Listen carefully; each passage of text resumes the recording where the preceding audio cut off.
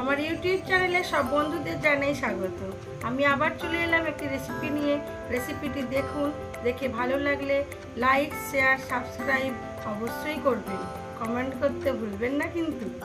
আমার আজকের রেসিপি বিটের চাটনি। কিভাবে করি সেটাই দেখাই, চলুন। খেতে খুবই সুন্দর হয়।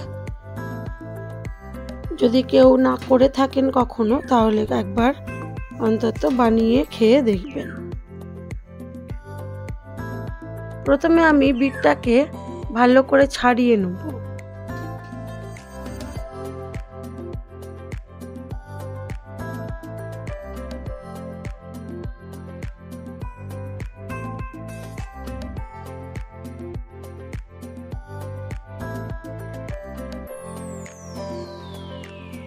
তারপরে বিটটাকে ধুয়ে নেব, নিয়ে এইরকম ছিলা দিয়ে খুব পাতলা পাতলা করে এটাকে কেটে নেব।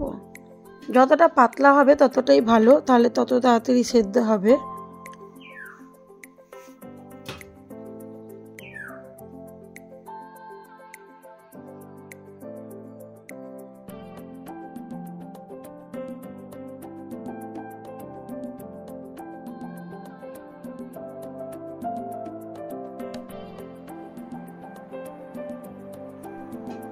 বিটটা কাটা হয়ে গেছে, এবারে একটু লেবুর রস বের করে নেব। এটা গোঁড়া লেবু, খুব টক। একটু লেবুর রস বের করে নিলাম। এবারে কড়ার মধ্যে খুব সামান্য পরিমাণ সর্ষের তেল দিয়ে দেবো সর্ষে ও শুকনো লঙ্কা ফোড়ন। ফোড়ন থেকে ভালো গন্ধ এলে দিয়ে দেবো বিটটা।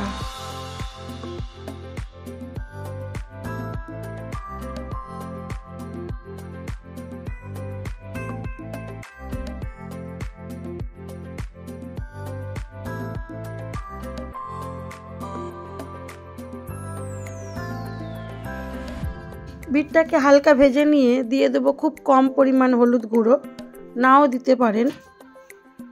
আর দেবো স্বাদ মতো নুন।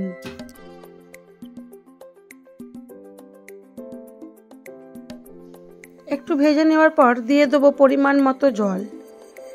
একটু বেশি করেই জল দেবো, যাতে বিটটা সেদ্ধ হয়ে গিয়ে আমার চাটনির পরিমাণটা যাতে হবে সেই পরিমাণ জল থেকে যায়।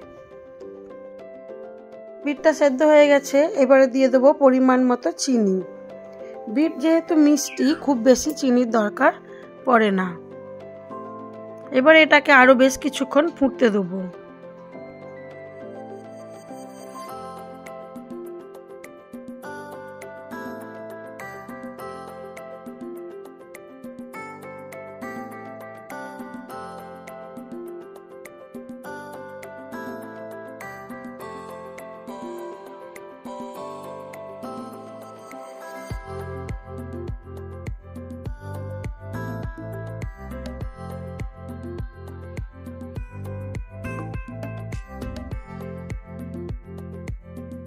চাটনিটা আমার হয়ে গেছে, এবারে গ্যাসটা নিভিয়ে দিয়ে দেবো লেবুর রস।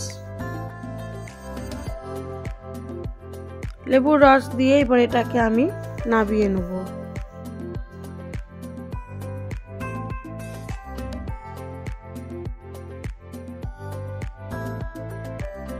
সার্ভ করে দিয়েছি বিটের চাটনি।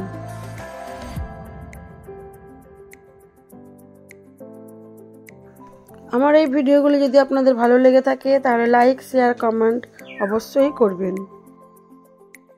নতুন বন্ধু হয়ে থাকলে একটা সাবস্ক্রাইব করে দেবেন।